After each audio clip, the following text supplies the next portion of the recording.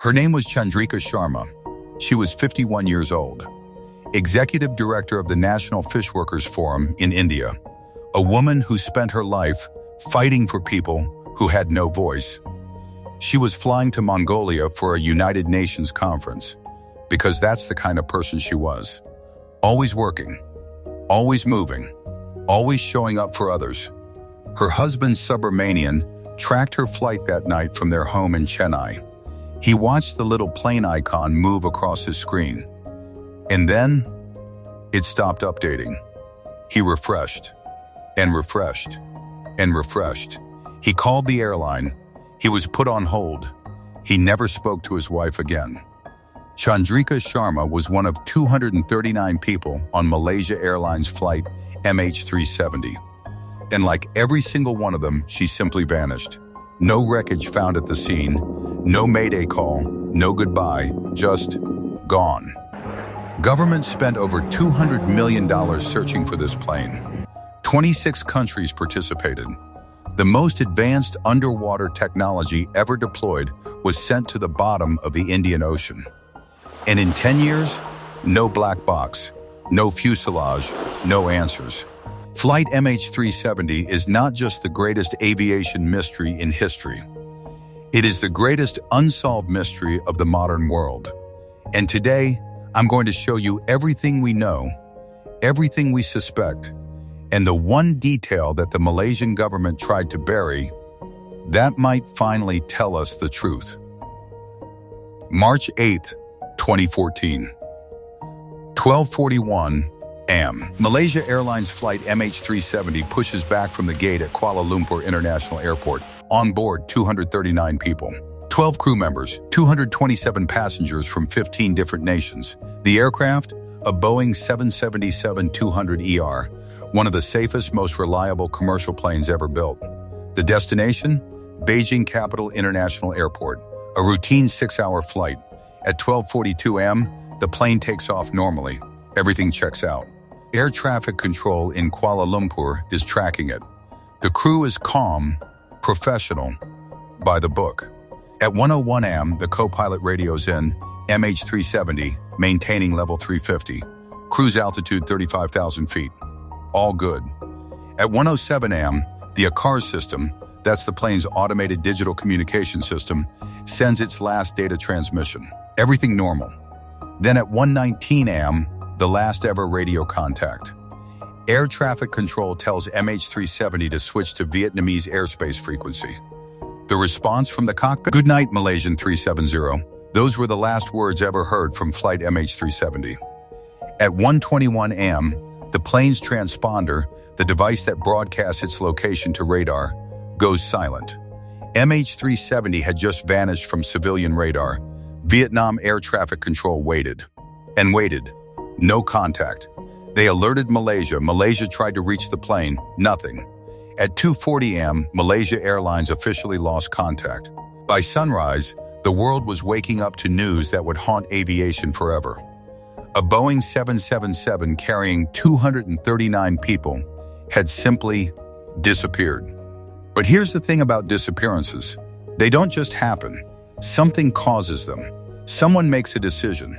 A switch gets flipped. A course gets changed. And when investigators started pulling at the threads of that night, what they found wasn't an accident waiting to happen. It was a sequence of deliberate, calculated moves that someone had planned very carefully. This is where the story stops being a tragedy and starts being something much darker. Now here's where it gets strange. And I mean deeply, disturbingly strange. Because MH370 didn't just disappear, it turned. Malaysian military radar, which is separate from civilian radar, had actually been tracking a mystery aircraft after MH370's transponder went dark. And what it showed was shocking. The plane had made a sharp U-turn. It flew back over the Malaysian peninsula. It passed over the island of Penang. And then it headed northwest toward the Andaman Sea. Someone, or something, had deliberately changed the flight path. But it gets even stranger. A British satellite company called Inmarsat had a satellite pinging MH370 system automatically every hour. like a digital handshake. Even with the transponder off, those pings kept coming. Using the timing and frequency of those pings, Inmarsat's engineers were able to calculate something extraordinary. MH370 had continued flying for approximately 7 more hours after it disappeared from radar. 7 more hours. Think of it like this.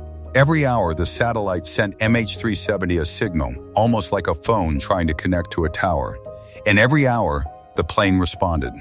Not with words, not with location data, just a simple electronic handshake. I'm here. I'm still flying. By measuring how long it took for each ping to travel back and forth, and by measuring tiny shifts in the signal's frequency, engineers were able to draw an arc, a curved line on a map. Somewhere along that arc, the plane had to be when it sent its final ping.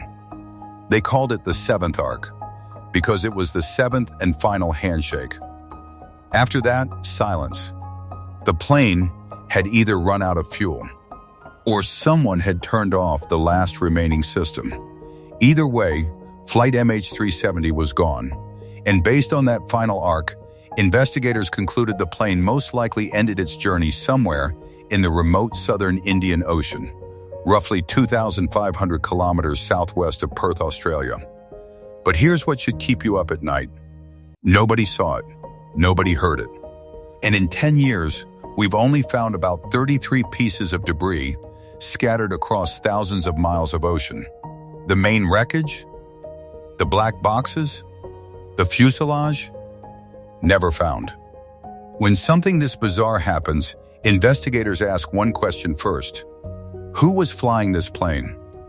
Captain Zahari Ahmad Shah, 53 years old, a veteran pilot with 18,365 flying hours, one of Malaysia Airlines' most experienced captains.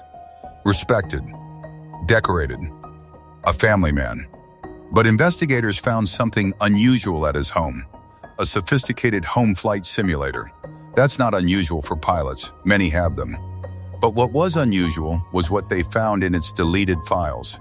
After forensic recovery, investigators found that someone had plotted a simulated route on that simulator into the southern Indian Ocean, landing on a remote island with a short runway. The FBI recovered this data. Malaysian authorities confirmed it. Now, this doesn't prove anything. Pilots run thousands of simulations. It could mean nothing. But combined with the deliberate U-turn, the turned-off transponder, and the fact that someone clearly flew this plane for 7 hours after it disappeared, a lot of investigators believe the captain himself diverted the plane. His motive? Unknown. His mental state at the time? Disputed. Malaysian authorities cleared him publicly. But privately, multiple intelligence agencies believe he was the key. Here's what we do know. The actions taken after 121 and required expert knowledge of the aircraft systems. The ACARS was disabled. The transponder was switched off. The plane was flown manually at low altitude to avoid radar. This wasn't an accident. This wasn't a technical failure. Someone knew exactly what they were doing. And while investigators were piecing together who may have been responsible, the rest of the world was asking a different question entirely.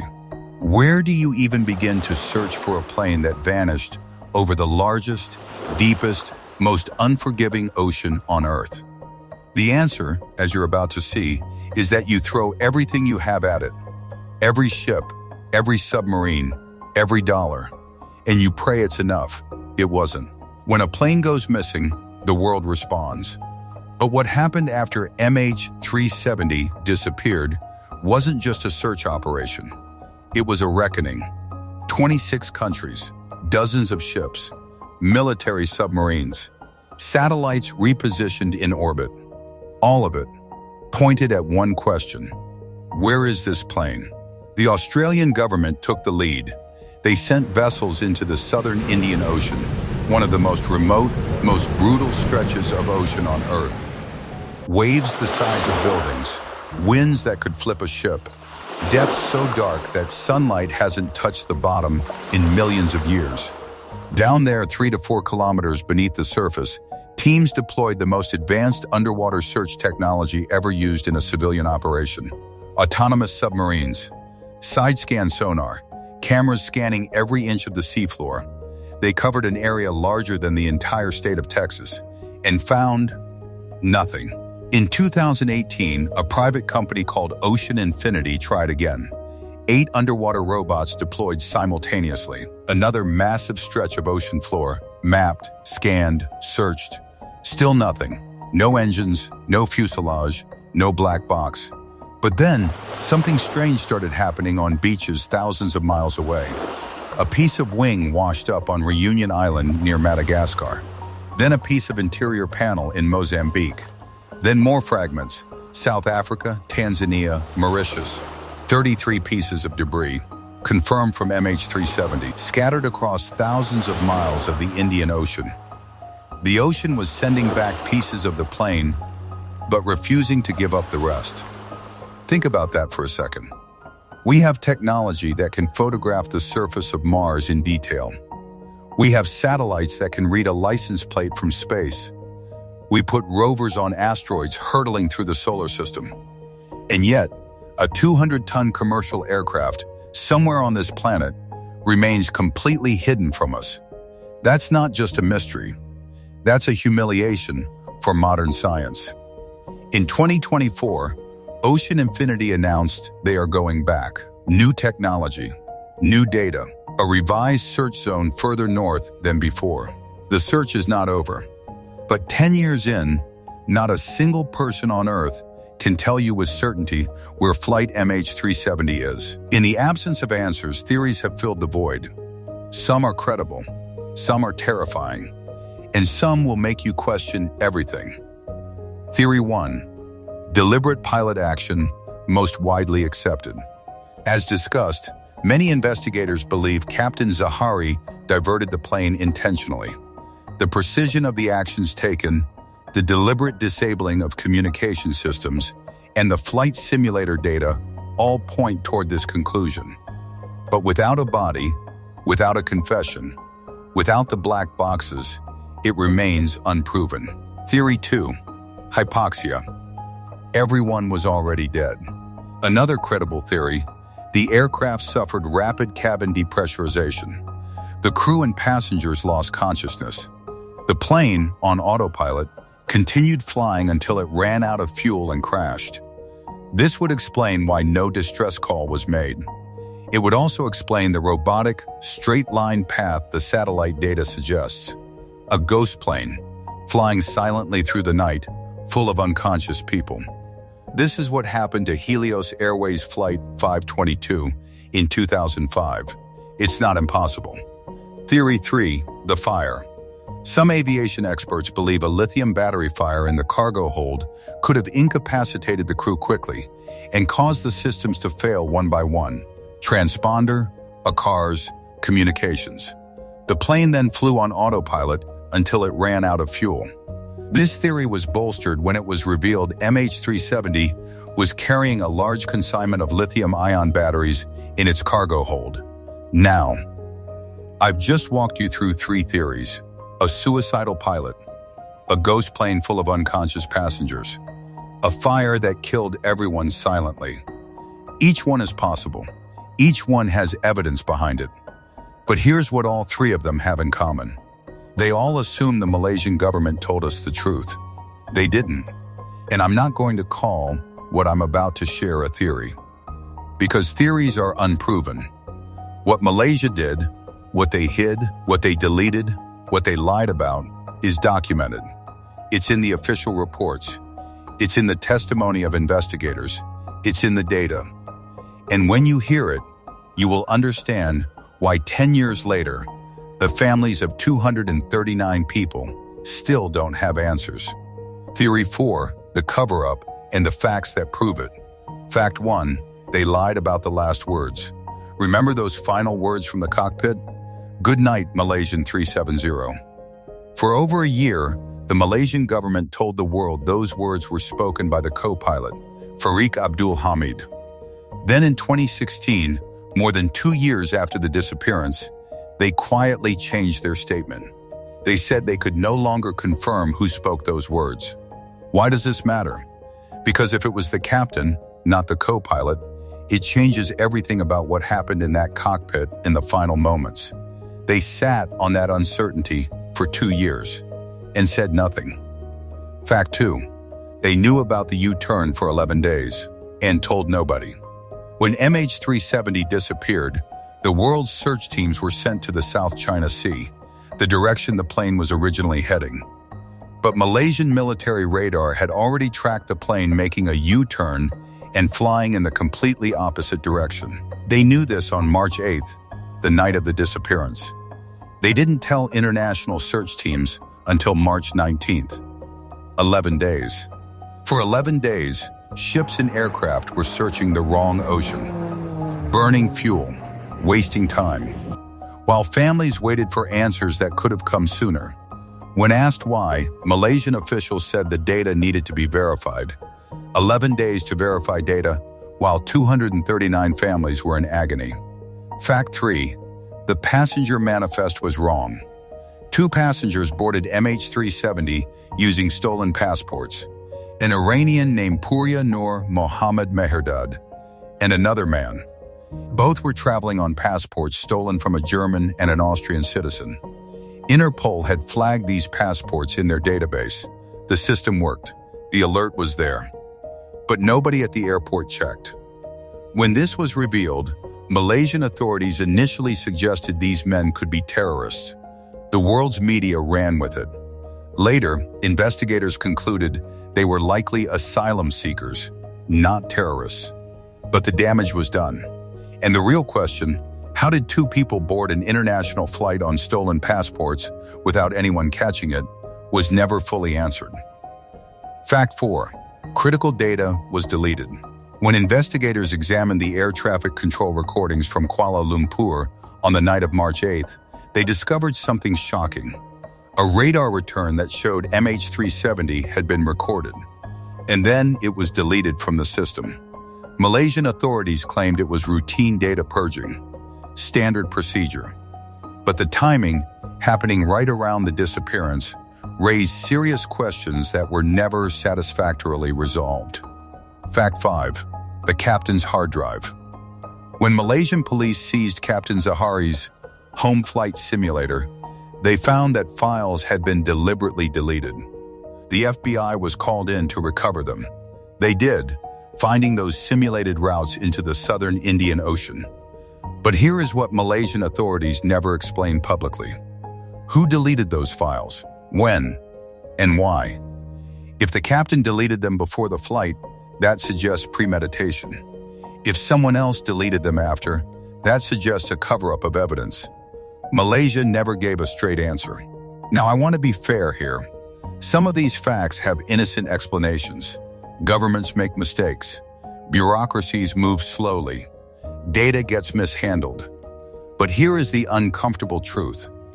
Every single one of these failures, every delay, every contradiction, every piece of missing data went in one direction.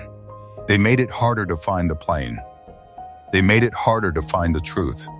And 10 years later, the families of 239 people are still waiting. Make of that what you will. I want to stop here for a moment. Because in all of this, the data, the theories, the satellite pings, it's easy to forget. 239 people. 239 human beings who kissed their families goodbye that morning. Parents, children, newlyweds, business people, students. Grace Subathirai Nathan, whose mother was on that plane, has spent 10 years fighting for answers. She gave testimony at international hearings. She refused to accept the closed casket grief the world expected from her. She said something once that I can't get out of my head.